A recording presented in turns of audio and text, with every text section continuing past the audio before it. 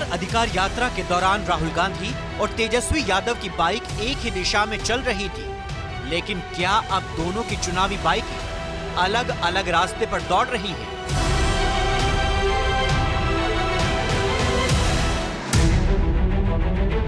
ये सवाल इसलिए उठ रहा है क्योंकि बिहार चुनाव प्रचार के मैदान में राहुल गांधी की अब्सेंट पर अपसेंट लग रही है और तेजस्वी यादव एक एक दिन में 4-4 रैलियां कर रही हैं।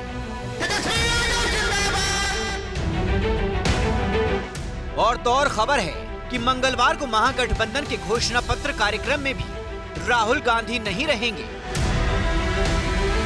एक दो दिन में फैसले हो जाएंगे, चिंता करने की बात नहीं।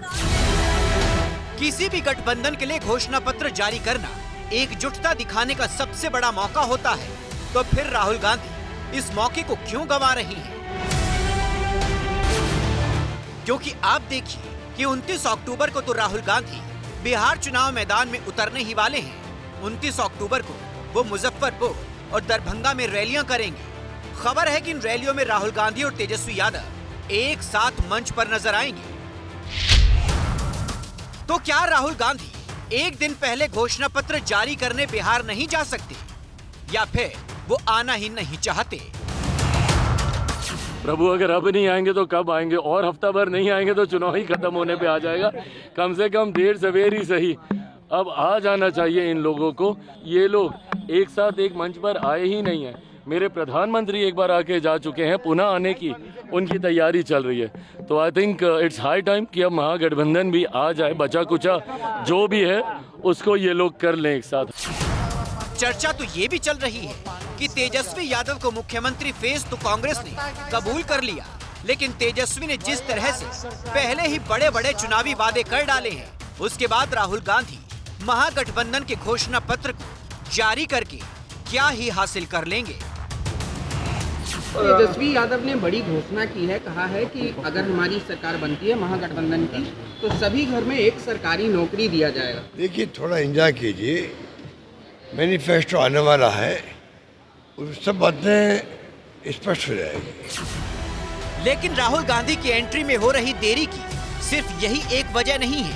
इसकी एक वजह ये भी है कि महागठबंधन के दलों के बीच ही 11 सीटों पर फ्रेंडली फाइट होने की नौबत आ गई है। इनमें से 9 सीटें ऐसी हैं जिनमें कांग्रेस के खिलाफ ही महागठबंधन के दूसरे दलों ने कैंडिडेट उतार दिए हैं। इनमें से 5 सीटों पर तो आरजेडी और कांग्रेस कैंडिडेट ही आमने सामने हैं। राहुल चाहते हैं कि उनके चुनाव प्रचार में उतरने से पहले फ्रेंडली फाइट का मामला सुलझ जाए, जिसके लिए उन्होंने अशोक गहलोत को बिहार भेजा है। तेजस्वी यादव जी और हमारे नेता अपने बातचीत कर रहे हैं और एक दो दिन में फैसले हो जाएंगे, चिंता करने की बात नहीं।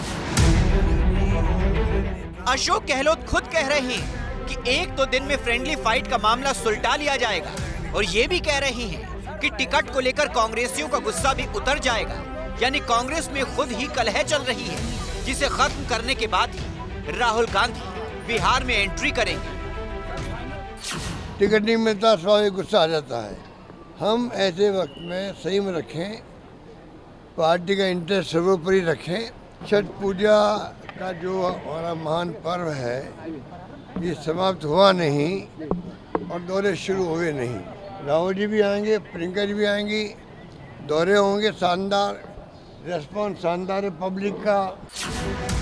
अब राहुल गांधी बिहार चुनाव के मैदान में उतर भी जाए तो भी सवाल उठने तय हैं, बल्कि बीजेपी ने तो सवाल उठाने शुरू भी कर दिए हैं, जो कह रही है कि कांग्रेस तो पूरी तरह से आरजेडी की कृपा पात्र बनकर रह गई है। महागठबंधन में आरजेडी 143 सीटों पर लड़ रही है, तो कांग्रेस उससे आधी से भी कम सिर्फ 69 सीटों पर लड़ रही है। इतना ही नहीं, सिर्फ 15 सीटों पर लड़ने वाली वीआईपी पार्टी के मुकेश सहनी तो उप मुख्यमंत्री फेस बन गए हैं। बीजेपी कह रही है कि राहुल गांधी ने तेजस्वी के सामने सरेंडर कर दिया है। कांग्रेस साथ नहीं है, शायद इसलिए कि कांग्रेस को पता है कि तेजस्वी ये जो घोषणा पे घोषणा किए जा रहे हैं वो सारी सिर्फ और सिर्फ राजनीतिक घोषणाएं हैं। भाई तेजस्वी को बताना पड़ेगा ना कि जो घोषणा कर रहे हैं नौकरी की, इन सब के लिए पैसे कहां से आएंगे, वो 17 लाख करोड़ रुपए कहां से आएंगे। और ये फ्रेंडली फाइट क्या होती है? फ्रेंडली फाइट का मतलब होता है कि आपके उम्मीदवार को हराना। अब देखना होगा कि राहुल गांधी जब चुनाव मैदान में उतरेंगे तो क्या कमाल दिखाएंगे, खुद पर लग रहे आरोपों का कैसे जवाब दे पाएंगे।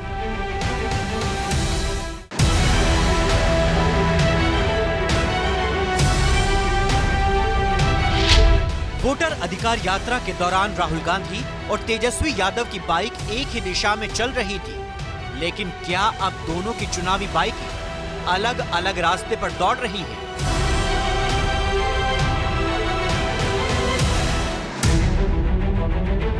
ये सवाल इसलिए उठ रहा है क्योंकि बिहार चुनाव प्रचार के मैदान में राहुल गांधी की अब्सेंट पर अब्सेंट लग रही है और तेजस्वी यादव एक एक दिन में 4-4 रैलियां कर रही हैं।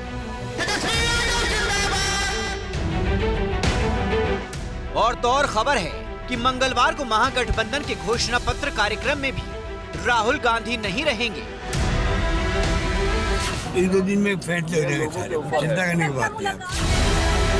किसी भी गठबंधन के लिए घोषणा पत्र जारी करना एकजुटता दिखाने का सबसे बड़ा मौका होता है, तो फिर राहुल गांधी इस मौके को क्यों गंवा रही हैं? क्योंकि आप देखिए कि 29 अक्टूबर को तो राहुल गांधी बिहार चुनाव मैदान में उतरने ही वाले हैं। 29 अक्टूबर को वो मुजफ्फरपुर और दरभंगा में रैलियां करेंगे। खबर है कि इन रैलियों में राहुल गांधी और तेजस्वी यादव एक साथ मंच पर नजर आएंगे। तो क्या राहुल गांधी एक दिन पहले घोषणा पत्र जारी करने बिहार नहीं जा सकते, या फिर वो आना ही नहीं चाहते?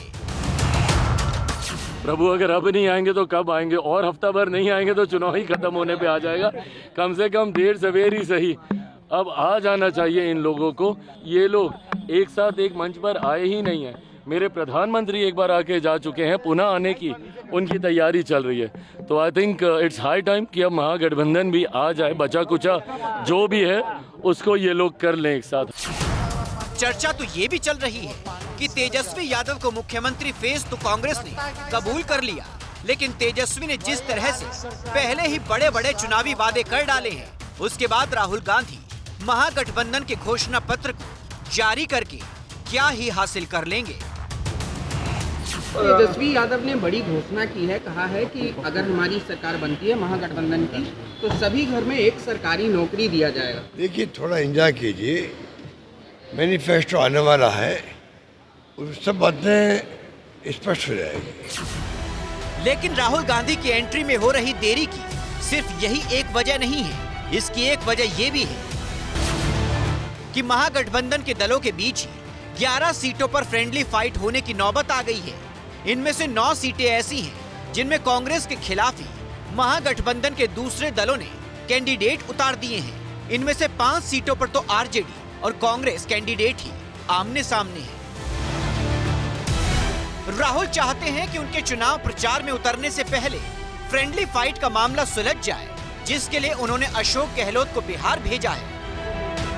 तेजस्वी यादव जी और हमारे नेता अपने बातचीत कर रहे हैं आपस में, और 1-2 दिन में फैसले हो जाएंगे सारे, चिंता करने की बात नहीं। अशोक गहलोत खुद कह रहे हैं कि 1-2 दिन में फ्रेंडली फाइट का मामला सुलझा लिया जाएगा, और ये भी कह रही हैं कि टिकट को लेकर कांग्रेसियों का गुस्सा भी उतर जाएगा। यानी कांग्रेस में खुद ही कलह चल रही है, जिसे खत्म करने के बाद ही राहुल गांधी बिहार में एंट्री करेंगे। टिकट नहीं मिलता, स्वाभाविक गुस्सा आ जाता है। हम ऐसे वक्त में संयम रखें, पार्टी का इंटरेस्ट सर्वोपरि रखें। छठ पूजा का जो हमारा महान पर्व है, ये समाप्त हुआ नहीं और दौरे शुरू हुए नहीं। राहुल जी भी आएंगे, प्रियंका जी भी आएंगी, दौरे होंगे शानदार, रेस्पॉन्स शानदार है पब्लिक का। अब राहुल गांधी बिहार चुनाव के मैदान में उतर भी जाए तो भी सवाल उठने तय हैं, बल्कि बीजेपी ने तो सवाल उठाने शुरू भी कर दिए हैं, जो कह रही है कि कांग्रेस तो पूरी तरह से आरजेडी की कृपा पात्र बनकर रह गई है। महागठबंधन में आरजेडी 143 सीटों पर लड़ रही है, तो कांग्रेस उससे आधी से भी कम सिर्फ 69 सीटों पर लड़ रही है। इतना ही नहीं, सिर्फ 15 सीटों पर लड़ने वाली वीआईपी पार्टी के मुकेश सहनी तो उप मुख्यमंत्री फेस बन गए हैं। बीजेपी कह रही है कि राहुल गांधी ने तेजस्वी के सामने सरेंडर कर दिया है। कांग्रेस साथ नहीं है, शायद इसलिए कि कांग्रेस को पता है कि तेजस्वी ये जो घोषणा पे घोषणा किए जा रहे हैं वो सारी सिर्फ और सिर्फ राजनीतिक घोषणाएं हैं। भाई तेजस्वी को बताना पड़ेगा ना कि ये जो घोषणा कर रहे हैं नौकरी की, इन सब के लिए पैसे कहां से आएंगे, वो 17 लाख करोड़ रुपए कहां से आएंगे। और ये फ्रेंडली फाइट क्या होती है? फ्रेंडली फाइट का मतलब होता है कि आपके उम्मीदवार को हराना। अब देखना होगा कि राहुल गांधी जब चुनाव मैदान में उतरेंगे तो क्या कमाल दिखाएंगे, खुद पर लग रहे आरोपों का कैसे जवाब दे पाएंगे।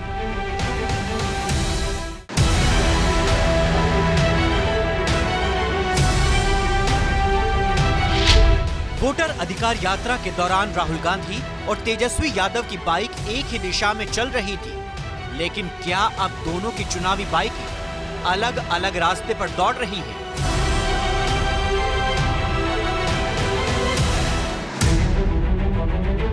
ये सवाल इसलिए उठ रहा है क्योंकि बिहार चुनाव प्रचार के मैदान में राहुल गांधी की अब्सेंट पर अब्सेंट लग रही है और तेजस्वी यादव एक एक दिन में 4-4 रैलियां कर रही हैं।